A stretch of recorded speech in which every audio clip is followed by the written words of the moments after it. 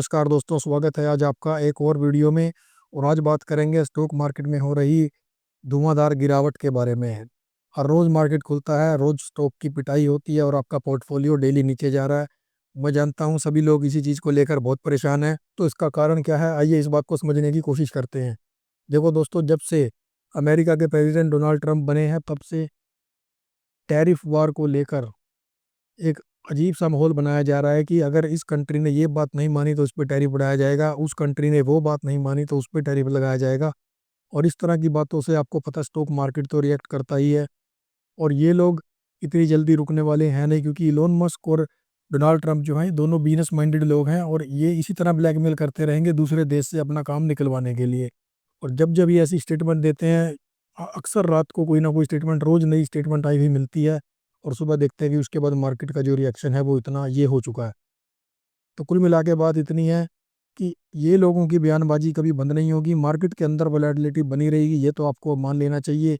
तो दोस्तों, 13 तारीख को मोदी जी और ट्रंप की मुलाकात है, उसके बाद देखते हैं कि क्या होगा। जब ये लोग मिलेंगे उसके बाद क्या ये डिसीजन लेते हैं, क्योंकि इंडिया ने जो है टैरिफ कम करने का यूएसए के लिए सोचा हुआ है, तो टैरिफ को ये कम करेंगे।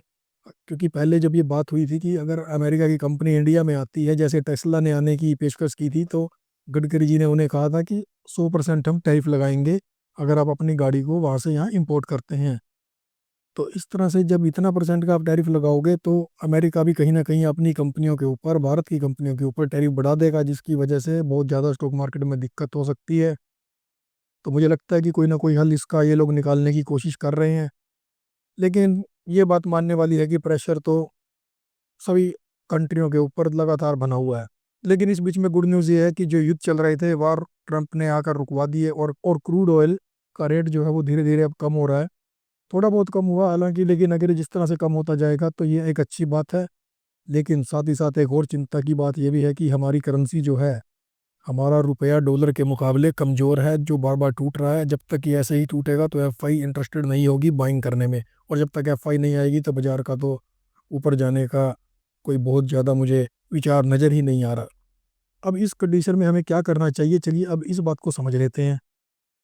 हमें करना कुछ नहीं है दोस्तों, अगर हमने पहले ही पूरा इन्वेस्ट कर रखा है, हमारे पास पैसा नहीं है, तो हमें आराम से बैठना है। और अगर हमारे पास कैश अवेलेबल है तो हमें सिर्फ क्वालिटी स्टॉक को ही बाय करना है, जिसके अंदर बिजनेस मॉडल की हमें समझ हो, जो बिजनेस मॉडल हमें लगे कि हाँ, ये बिजनेस मॉडल जो है अगले 10 साल तक के लिए चलेगा।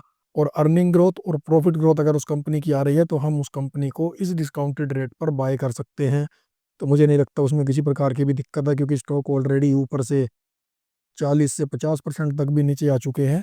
और स्टॉक ऐसा नहीं है कि उन कंपनियों के फंडामेंटल या बिजनेस खराब हो चुके हैं। हम यहाँ पर स्टॉक के बारे में नाम तो नहीं ले सकते, लेकिन हम इतना जरूर कह सकते हैं कि आपको सिर्फ उसी सेक्टर में काम करना है जो सेकुलर हो।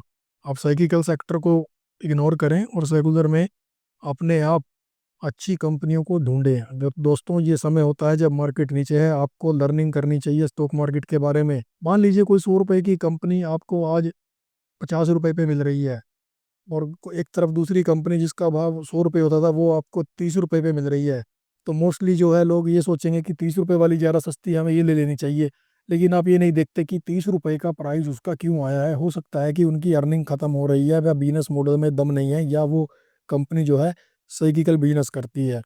तो हमें बल्कि ये देखना चाहिए कि जो कंपनी 50 पे मिल रही है, अगर उसका बिजनेस मॉडल अच्छा है तो हमें उसके अंदर इन्वेस्ट करना चाहिए। तो ये एक एग्जांपल था, आपको इस तरह से खुद स्टडी करनी होगी। फिर मिलेंगे कल एक नई वीडियो के साथ, तब तक के लिए जय हिंद।